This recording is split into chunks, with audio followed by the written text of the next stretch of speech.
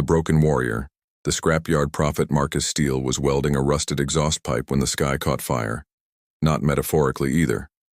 The desert night above his scrapyard split open like torn fabric, spilling molten light across the wasteland. Something massive screamed through the atmosphere, trailing sparks and what looked like liquid starlight before crashing into the mesa behind his workshop, with a sound that made his teeth rattle. The welding torch fell from his hands, clattering, against the concrete floor. Marcus stood there in his oil-stained coveralls, watching the orange glow pulse beyond the ridge like a dying heartbeat. 20 years of military engineering had taught him to recognize the impossible when it slapped him in the face. This wasn't a meteor. This wasn't anything from Earth. He grabbed his toolbox and a flashlight, then paused at the workshop door. The smart thing would be to call someone. The government, maybe. Or the military, though they'd probably just laugh at the disgraced engineer who got court-martialed for building weapons that worked too well. Marcus had been fixing broken machines in the desert for 5 years now, forgotten by the world that once called him a genius. But something about that crash felt different. Personal, almost. Like the universe had finally decided to give him another chance. The fallen princess. The crash site was worse than he'd expected. The ship, if you could call it that, was buried nose first in the rocky ground. It looked like someone had taken a teardrop made of liquid mercury and stretched it into a blade. The metal shifted colors as he approached, cycling through blues and purples that had no names in any human language. Steam rose from the wreckage, carrying the scent of ozone and something floral. Marcus circled the craft cautiously, his flashlight, beam dancing across surfaces that seemed to drink in the light. A section of the hull had peeled back like flower petals, revealing an interior that glowed with soft bioluminescence. That's when he saw her. She was sprawled across what might have been a control console, her body twisted at angles that suggested multiple broken bones. Her skin was pale lavender, almost translucent, with darker patterns that looked like circuit boards running along her arms and neck. She had 4 arms, 2 of which ended in hands with too many fingers. Her face was humanoid, but elongated, with large eyes that flickered between silver and gold. She was breathing, but barely. Marcus had seen plenty of wounded soldiers. He knew the look of someone dancing on death's doorstep. Without thinking, he climbed into the ship and checked her pulse. It was rapid and irregular, but strong enough to give him hope. Okay, he muttered to himself. Either I'm having the mother of all hallucinations, or I just found the universe's most exotic patient. The healing touch, getting her back to his workshop, was like trying to carry liquid moonlight. She was heavier than she looked, and her injuries were beyond anything in his first aid training. But Marcus had always been good at improvising. He'd once built a working radar system out of spare parts and determination. Surely he could keep one alien princess alive. He laid her on his workbench, clearing away the clutter of circuit boards and broken radios. Her breathing was shallow, and some kind of luminescent fluid was leaking from wounds along her torso. The patterns on her skin were flickering like a dying computer screen. Marcus stared at her for a long moment, then did what he did best. He started tinkering. His workshop was a graveyard of military prototypes, half-finished inventions, and salvaged electronics. He'd been building experimental medical equipment before his discharge, devices that used electromagnetic fields to accelerate healing. The military had called them impractical, but Marcus had seen them work. He rigged a modified field generator to her injuries, adjusting the frequency by instinct more than science. The machine hummed to life, casting pale blue light across her damaged skin. Almost immediately, the flickering patterns began to stabilize.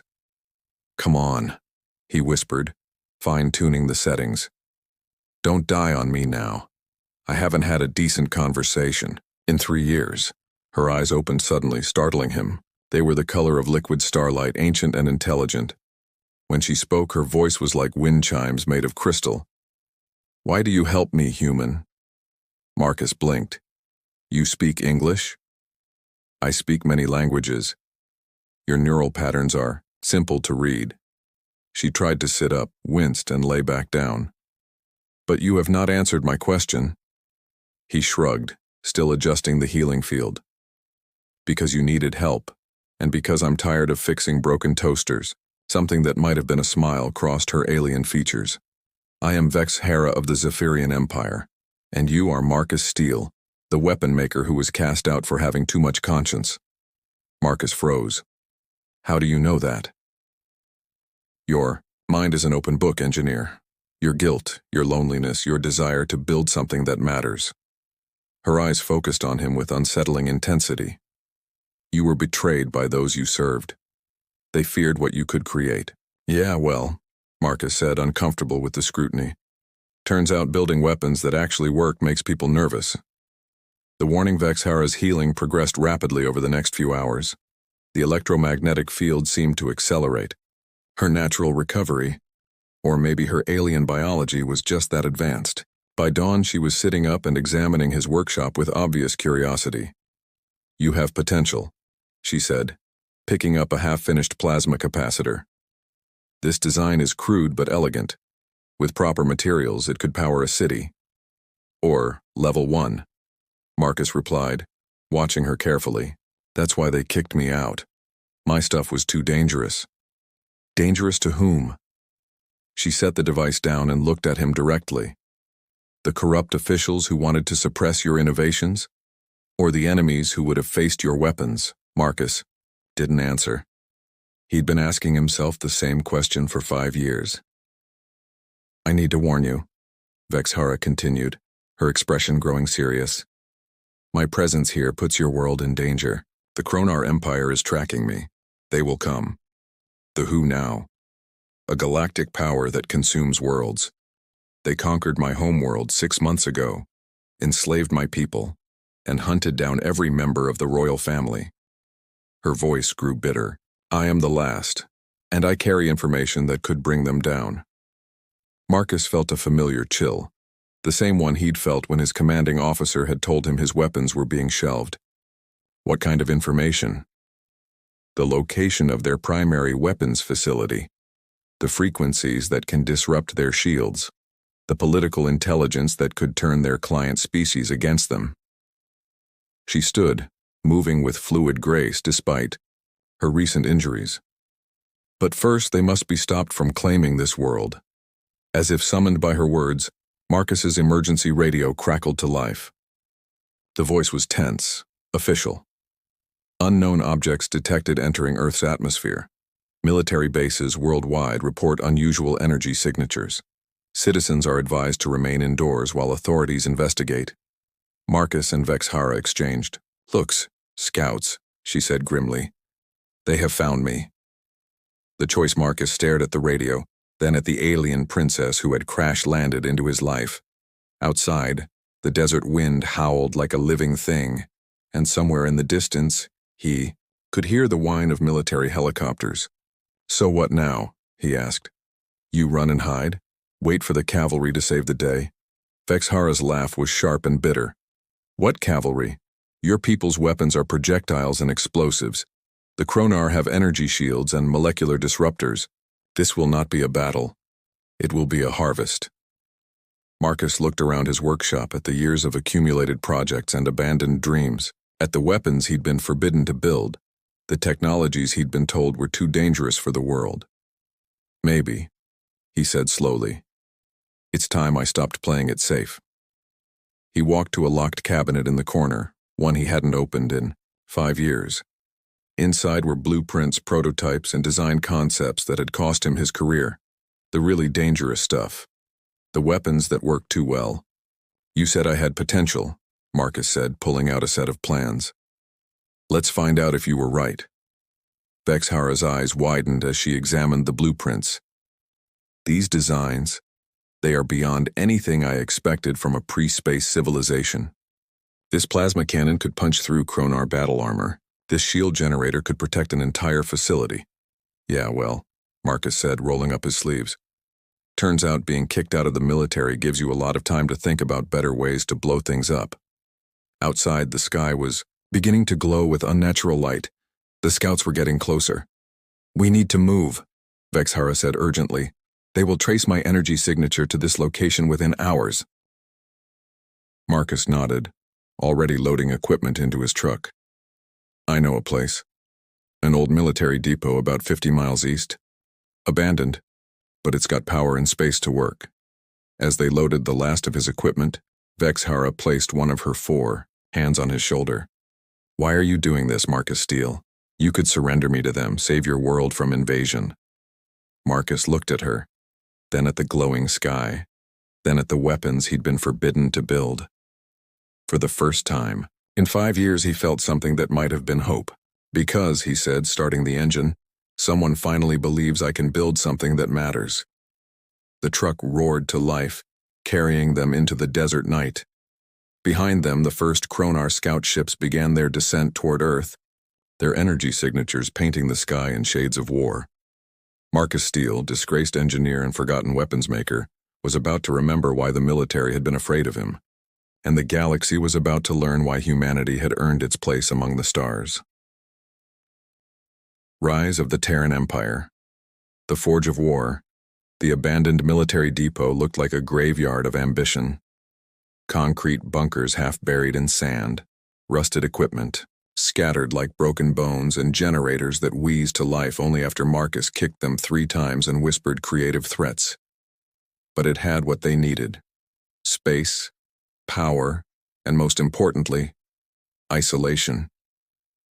Vexhara stood in the main hangar, her forearms spread wide as she absorbed the scope of their new base.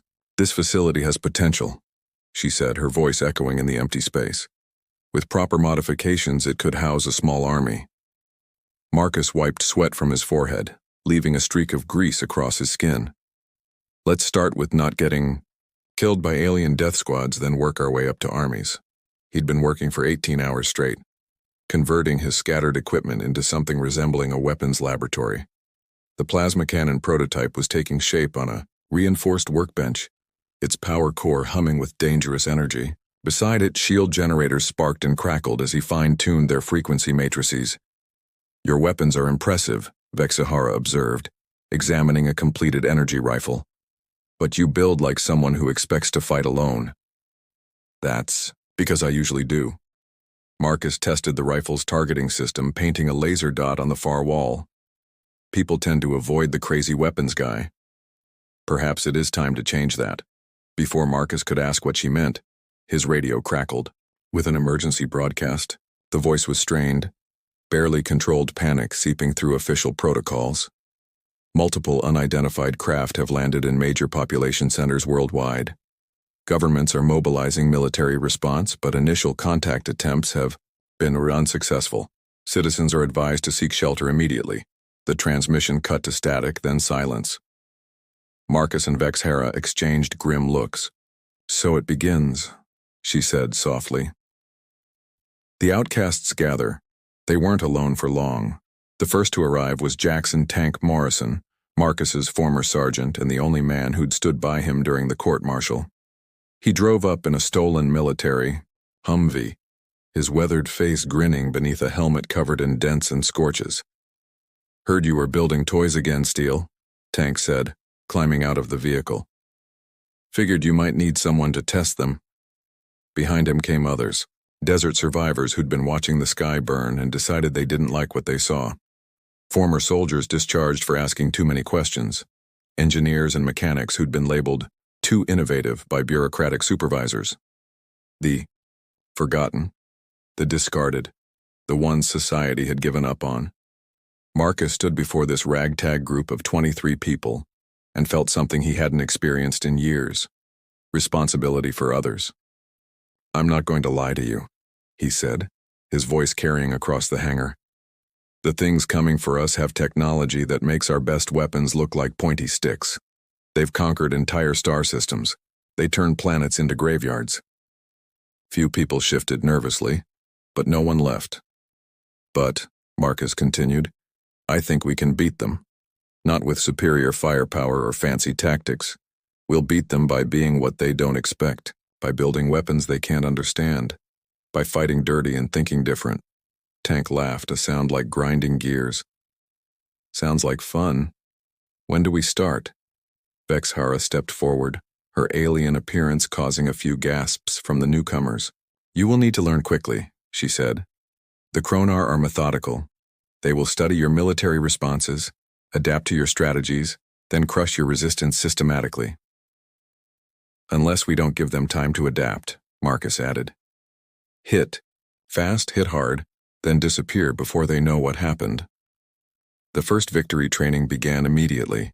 Vexhara taught them Kronar tactics, weaknesses in their armor, and the frequencies that could disrupt their communications.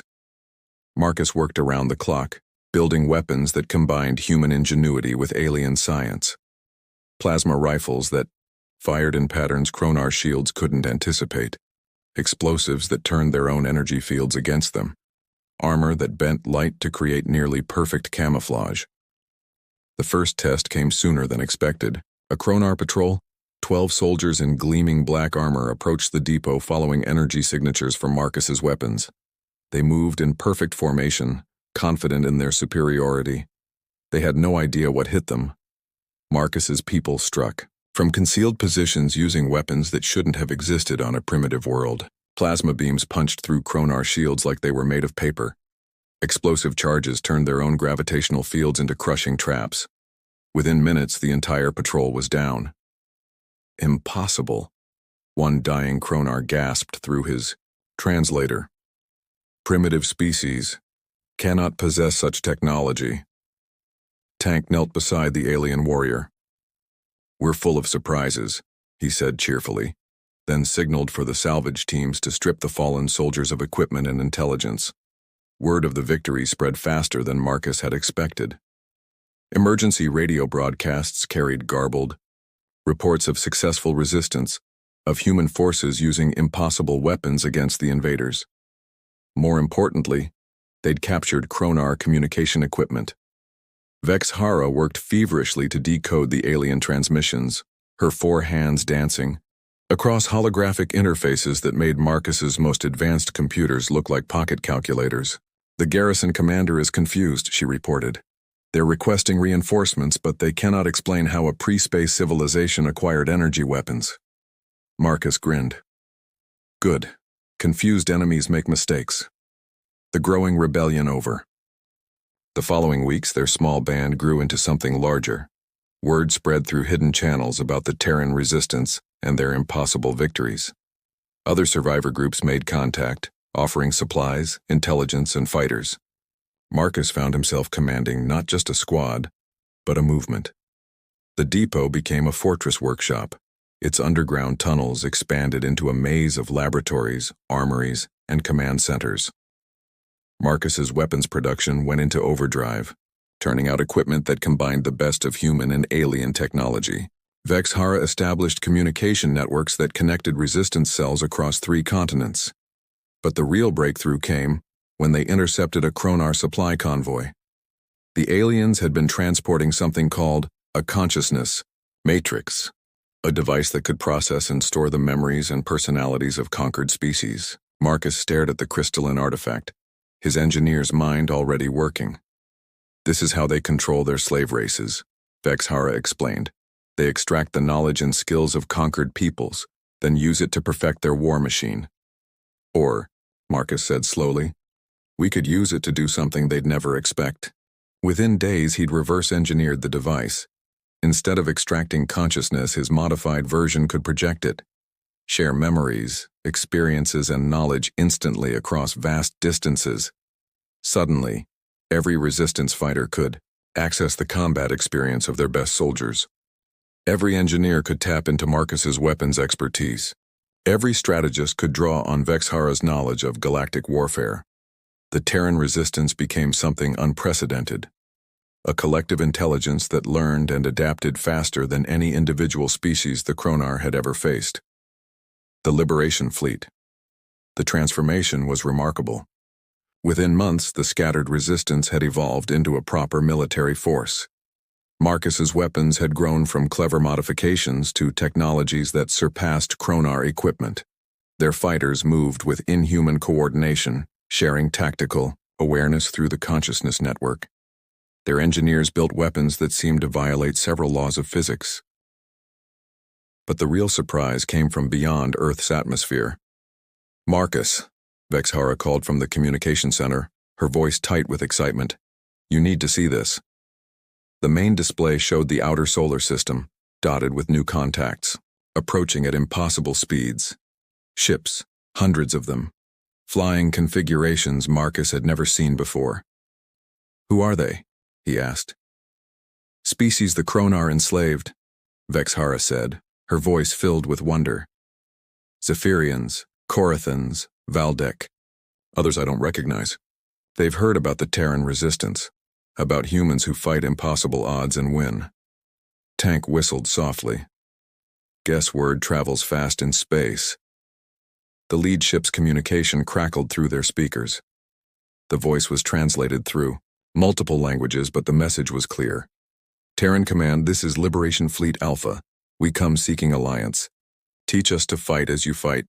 Show us how to defeat the impossible. Marcus stared at the display, at the massive fleet that had crossed interstellar distances to find them. In his mind, he could see the path forward. Not just survival, but victory. Not just defeating the Kronar, but building something new. Something that valued innovation over tradition, cooperation over conquest. Open a channel, he ordered. Emperor of the Stars. The final battle came 6 months later, fought, not over Earth but above the Kronar homeworld itself. Marcus stood in the command center of his flagship, the Terran Defiance, watching as human technology and alien determination combined in ways that rewrote the rules of galactic warfare. His weapons didn't just destroy Kronar ships, they converted their energy into power for the Liberation Fleet. His shields didn't just deflect attacks, they reflected them back with interest. His strategies didn't just counter Kronar tactics, they anticipated and neutralized them before they could be implemented. Kronar Command is requesting terms of surrender, Vexhara reported, her voice barely audible over the cheers from the bridge crew. Marcus nodded, but his attention was focused on the larger picture. Through the consciousness network, he could feel the thoughts and emotions of millions of beings across dozens of worlds, species that had been enslaved for generations, now tasting freedom for the first time, humans who had discovered their true potential among the stars. What terms do you offer? He asked the defeated Kronar admiral. Complete withdrawal from all occupied systems, reparations for damages, recognition of Terran authority over liberated territories. Marcus considered this. A year ago, he'd been a forgotten engineer fixing broken appliances in a desert scrapyard. Now he commanded fleets that spanned star systems and held the fate of civilizations in his hands. Acceptable, he said finally, but with conditions. No more conquest, no more slavery, and this sector comes under Terran protection. The Kronar admiral's image flickered on the screen. You would establish an empire? Marcus looked around, his bridge at humans and aliens working side by side, at weapons that turned destruction into creation, at the impossible made routine. Not an empire, he said, a commonwealth, where every species has a voice, where innovation is rewarded, where the strong protect the weak instead of enslaving them. He turned to Vexhara, who had become not just his advisor, but the architect of their new civilization. What do you think? Ready to help me rule the stars? She smiled, an expression that had become as familiar as sunrise. I believed in you when you were just a broken engineer in a scrapyard. Now look what you become. Marcus gazed out at the, fleet, at the liberated worlds, at the future stretching endlessly before them. In his pocket, he still carried a wrench from his old workshop, a reminder of where he'd started. But his eyes were fixed on the stars, on the impossible dream that had become reality. Just getting started, he said softly. And across the galaxy, a new age began. An age where humanity's greatest strength wasn't their weapons or their technology, but their ability to see potential where others saw only problems, to believe in the impossible until it became inevitable. The Terran Commonwealth was born not from conquest, but from the simple act of one person helping another when they needed it most. And from that single moment of compassion, an empire of stars had grown.